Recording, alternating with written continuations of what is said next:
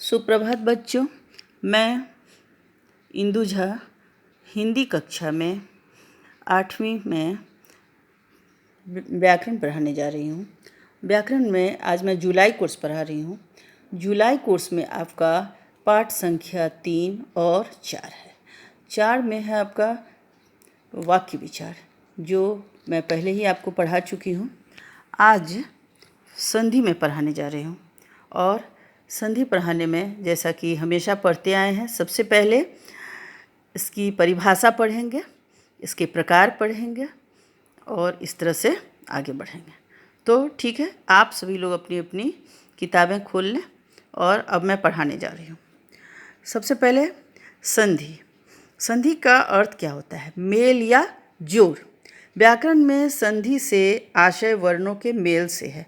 दो शब्द या पद जब एक दूसरे के पास होते हैं तब उच्चारण की सुविधा के लिए पहले शब्द के अंतिम और दूसरे शब्द के प्रारंभिक वर्ण एक दूसरे से मिल जाते हैं और बोलते समय उन्हें अलग अलग नहीं बोला जाता, बल्कि उनका उच्चारण भी एक हो जाता है। यही मेल क्या कहलाता है? संधि कहलाता है। उदाहरण के लिए विद्या जोर अर्थी, तो दोनों जो जुड़ेगा विद्या में उच्चारण करते हैं तो क्या होता है? आ और अर्थी में ओ तो पहले से है, तो और आ ये दोनों मिला और यहाँ एक शब्द क्या बना? विद्यार्थी। ठीक है, तो अब जो है संधि जो है इसकी जो परिभाषा है वो मैं बता रही हूँ। दो ध्वनियों के आपसी मेल से उत्पन्न विकार यानी कि परिवर्तन संधि कहलाता है। दो ध्वनि जो होती है, दो ध्वनियों के आपसी मेल से उत्पन्न विकार जो है या परिवर्तन संधि कहलाता है। संधि के जो भेद हैं वो हम भेद पर आ गए। भेद कितने हैं इसके? पहला है स्वर संधि, दूसरा है व्यंजन संधि और तीसरा है विसर्ग संधि। तो सबसे पहले हम लोग क्या पढ़ेंगे? स्वर संधि। ठीक है, स्वर संधि की परिभाषा आप देखो। दो स्वरों का आपस में मेल होने पर उनमें जो परिवर्तन आता है वह स्वर संधि कहलाता है। ठीक है, समझे आप? देखो मैं दोबारा बता रही हूँ। दो स्वरों का, स्वर समझते हैं ना क्या होता है? ओ आ का जो है माला, फिर जो ये ए का है, ये दोनों क्या हो जाता है? स्वर। कुल मिला के कितने हैं स्वर? 11, याद रखिएगा। तो दो स्वरों का आपस में मेल होने पर उनमें जो परिवर्तन आता है वह स्वर संधि कहलाता है। स्वर संधि जो है इसके भी भेद हैं और इसके कितने भेद हैं पता है? इसके 5 भेद हैं।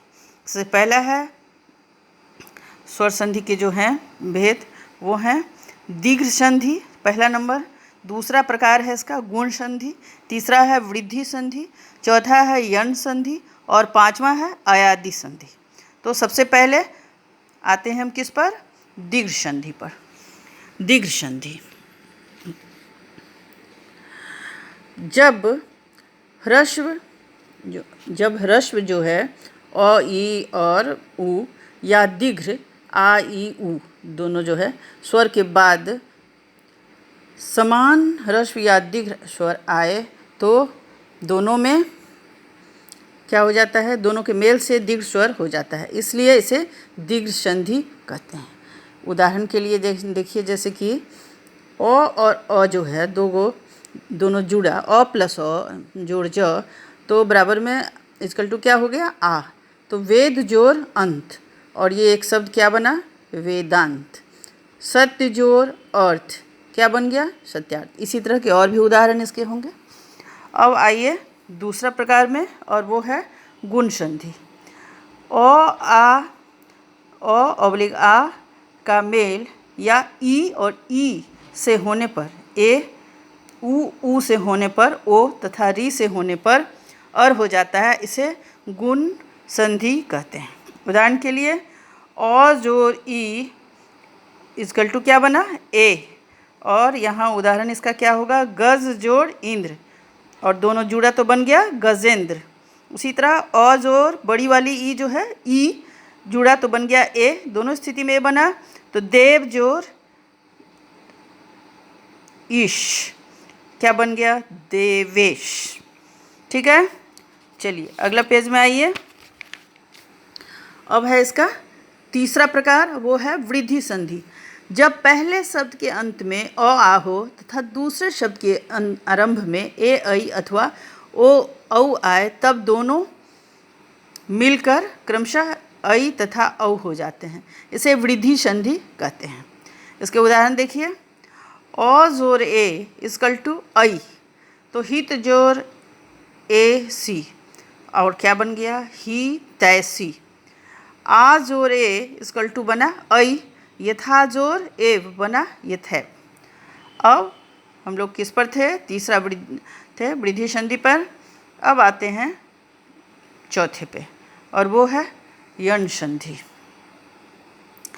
यदि पहले शब्द के अंत में ई कॉमा ऊ अथवा री हो और दूसरे शब्द के आरंभ में कोई अन्य स्वर हो, तो अ ई का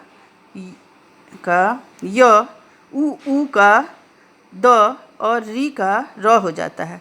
इसे यण संधि कहते हैं। उदाहरण के लिए, ई जोर अ इक्वल टू य, अति जोर अधिक क्या बन जाएगा, अत्यधिक। अति जोर अंत और इसको दोनों सब जुड़ेंगे तो बन जाएंगे अत्यंत। ठीक है, ये 4 हो गया।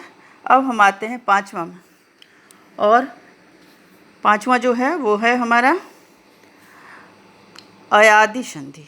यदि पहले स्वर के अंत में ए ऐ ओ औ और दूसरे शब्द के आरंभ में भिन्न स्वर आए, तो क्रमशः ए आ ऐ, ए का आय, ओ का अद तथा औ का आय हो जाता है। इसे हम अयादि संधि कहते हैं। और इसके उदाहरण जैसे कि, उदाहरण तो बहुत सारे हैं लेकिन 2 को लेंगे।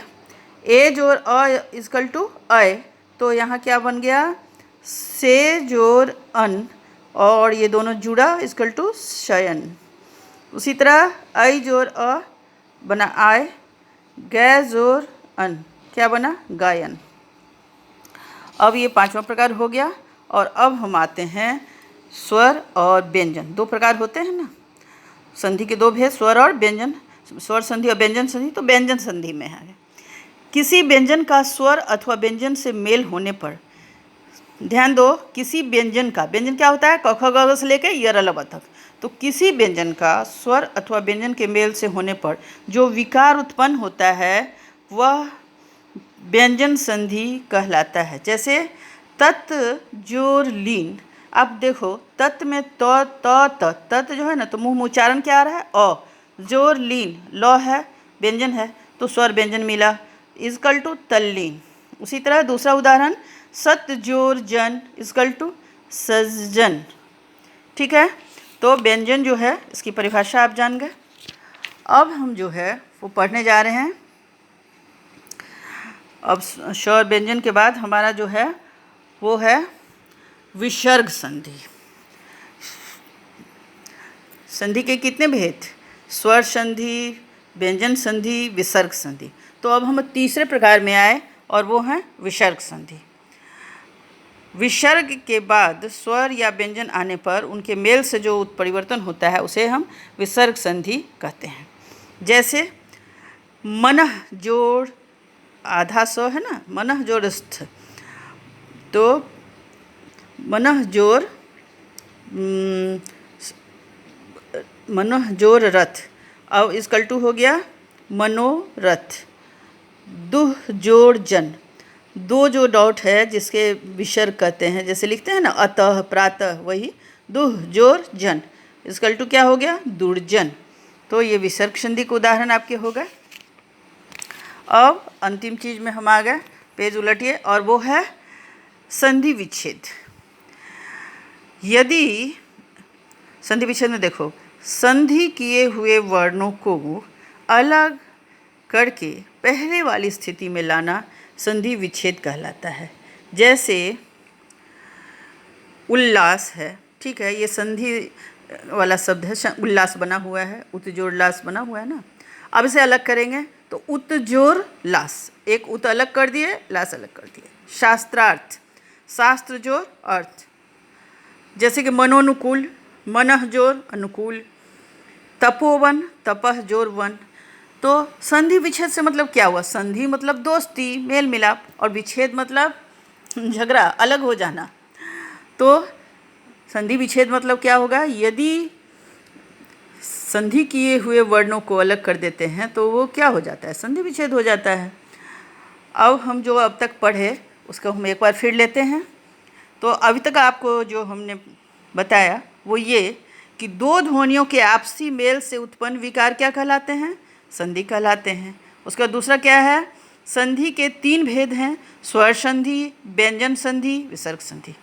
तीसरा पॉइंट जो है, तीसरी बातें जो है मुख्य, वो हमने जो पढ़ा वो ये कि दो स्वरों के मेल से उत्पन्न विकार स्वर संधि कहलाता है।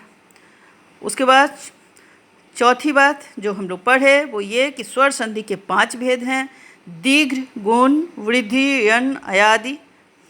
और उसके बाद 5वां में व्यंजन का व्यंजन अथवा स्वर से मेल होने पर उत्पन्न विकार व्यंजन संधि कहलाता है।